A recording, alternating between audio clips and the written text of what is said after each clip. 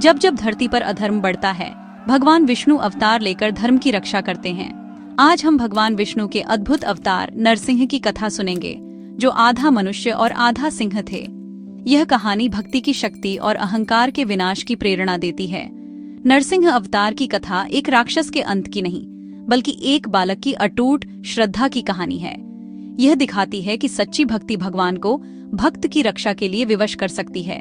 मुख्य पात्र हैं अहंकारी राक्षस राजा हिरण्यकश्यप, उसका भक्त पुत्र प्रहलाद और भगवान विष्णु।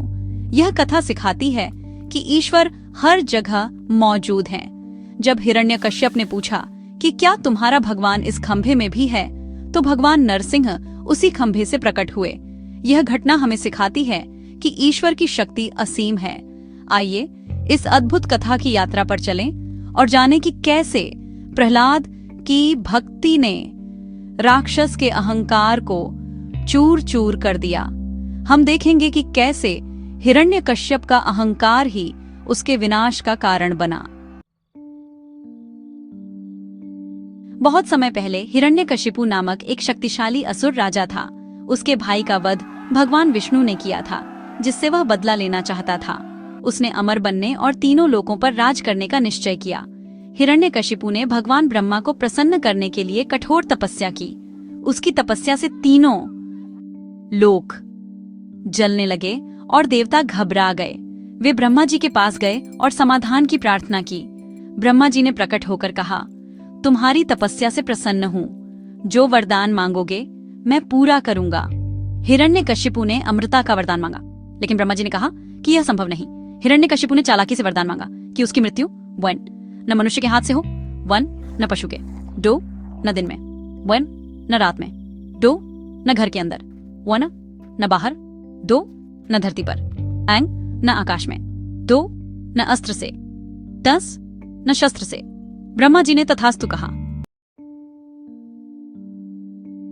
हिरण्यकश्यप का वरदान बहुत चतुराई से भरा था। उसने अपनी मृत्यु की हर संभावना को समाप्त करने का प्रयास किया।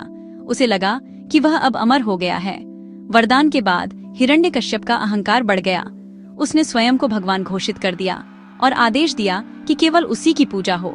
उसने स्वर्ग पर आक्रमण किया और देवताओं को भगा दिया। पृथ्वी पर अत्याचार करना उसका रोज का काम बन गया। उसने सोचा कि उसने मृत्यु को धोखा दे दिया है, लेकिन वह यह भूल गया कि सृष्टि का नियम सबसे ऊपर होता है। उसका अहंकार ही उसके विनाश का कारण बना। ब्रह्मा जी से वरदान पाकर हिरण्यकश्यप का अहंकार बढ़ता गया। उसने तीनों लोकों में हाहाकार मचा दिया। वह चाहता था कि सभी केवल उसी की आराधना करें। उसने देवताओं को भी नहीं बख्शा। स्वर्ग पर आक्रमण कर इंद्रदेव को पराजित कर दिया। निर्दोष लोगों पर अत्याचार करना उसका आनंद बन गया।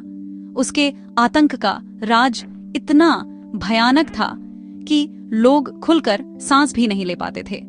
हर कोई प्रार्थना करता था कि कोई दिव्य शक्ति आए और उन्हें मुक्ति दिलाए। इसी बीच हिरण्यकश्यप के घर में प्रहलाद का जन्म हुआ, जो उसके अहंकार को चुनौती देने वाला था। प्रहलाद भगवान विष्णु के प्रति अटूट भक्ति रखते थे। प्रहलाद का मन बचपन से ही भक्ति में रमा था। गर्भ में ही उन्होंने भगवान विष्णु की भक्ति का ज्ञान प्राप्त किया था। वे हर वस्तु में अपने प्रभु को देखते थे। हिरण्यकश्यप ने उन्हें असुरों के गुरु के पास शिक्षा के लिए भेजा, लेकिन प्रहलाद का मन भगवान विष्णु के ध्यान में लगता था। वे सहपाठियों को प्रेम और भक्ति का मार्ग अपनाने के लिए प्रेरित करते थे। एक दिन हिरण्यकश्यप ने प्रहलाद से पूछा, तुमने क्या सीखा? प्रहलाद ने कहा, भगवान विष्णु की भक्ति करना सबसे अच्छा है। यह सुनकर हिरण्यकश्यप क्रोधित हो गया। प्रहलाद की भक्ति किसी के डराने से कम नहीं हुई। वे हर समय एयूएम नमो भगवते वासुदेवाय का जाप करते रहते। यह पिता और पुत्र के बीच संघर्ष की शुरुआत थी। हिरण्यकश्यप ने प्रहलाद को मारने के लिए कई प्रयास किए। उसने उन्हें विषैले सांपों के बीच रखा, हाथियों से कुचलवाने की कोशिश की, लेकिन हर बार भगवान विष्णु ने उनकी रक्षा की। होलिका ने प्रहलाद को जलाने की योजना बनाई। वह अग्नि में बैठी, लेकिन भगवान की कृपा से प्रहलाद सुरक्षित रहे और होलिका जल गई। हर प्रयास में असफल होने के बाद हिरण्यकश्यप ने प्रहलाद को स्वयं मारने का निर्णय लिया। यह क्षण उस महान घटना की पृष्ठभूमि तैयार कर रहा था। प्रहलाद की भक्ति ने हर संकट को पार किया। यह संघर्ष भगवान नरसिंह के प्रकट होने की ओर बढ़ रहा था। हिरण्यकश्यप ने प्रहलाद से पूछा, विष्णु कहाँ है? प्रहलाद ने कहा, वे हर जगह हैं, इस खंभे में भी। हिरण्यकश्यप ने खंभे पर प्रहार किया, खंभा फट गया और भगवान नरसिंह प्रकट हुए। उनका रूप न मनुष्य का था न पशु का।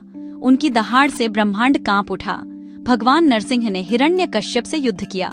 उन्होंने उसे महल की देहरी पर ले जाकर अपनी जांघों पर लिटाया। गोधूली बेला में भगवान नरसिंह ने अपने नाखूनों से हिरण्यकश्यप का वध किया।